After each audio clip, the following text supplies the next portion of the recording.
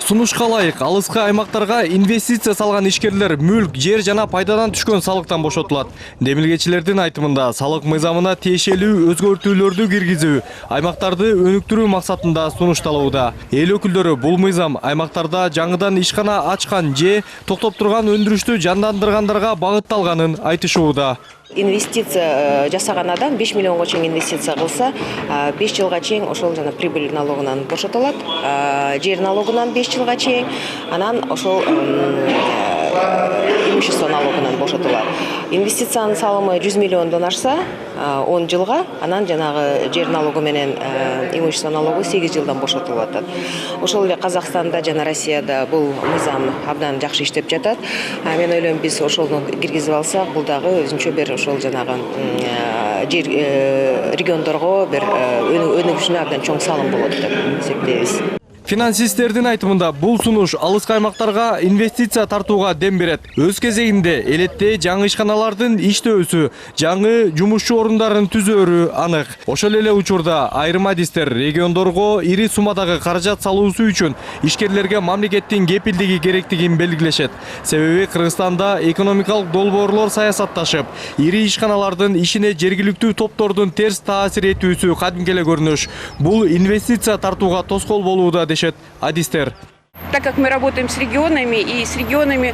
Бул жерден мамлекет жергиликтүү элдерге эгерде жаңы ишканалар ачылса, инвесторлор келсе, жаңы жумушчу орундары түзүлөт деп түшүндүрүү иштерин жүргүзүүсү керек. Стабилдүүлүк болгондо гана ошол аймакка каражат салынат.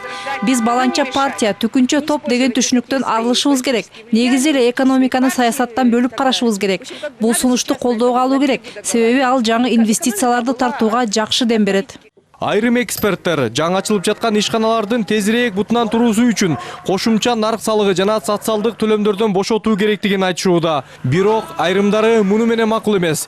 Себеби мындай болгон учурда бул өлкөнүн казынасына түздөн-түз таасирин тийгизип калуусу мүмкүн. Өлкө экономикасынын бүгүнкү шартында мындай кадамга баруу бир аз кооптуу болуп калат. Ал арада айрым экономисттер насыя саясатын жеңилдетүү дагы ашыкча болбосун кошумчалашууда. Албетте, багы ишкерлер кээ бир налогторду азайтып салса, кээ бир налогторду жок кылып салса, же бирдиктүү бир налогторду киргизсе, жеңилдетилген процедуралар болсо, бул албетте жакшы таасир берет. Кредиттердин кымбаттыгынан ишканалар бүгүн өтө чоң мындай карызга батып калды да.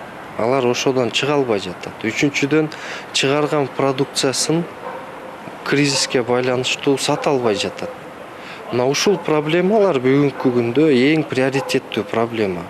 Демилгечилердин айтымында аталган мыйзам долбоору учурда коомдук талкууга алынып жатат. Демек, аймактардын өнүгүүсүнө түз таасирин тийгизе турган сунуштар эске алынары анык. Ошондой эле мыйзам күчүнө кирүүсү үчүн парламент 3 окуудан кабыл алып берүүсү керек.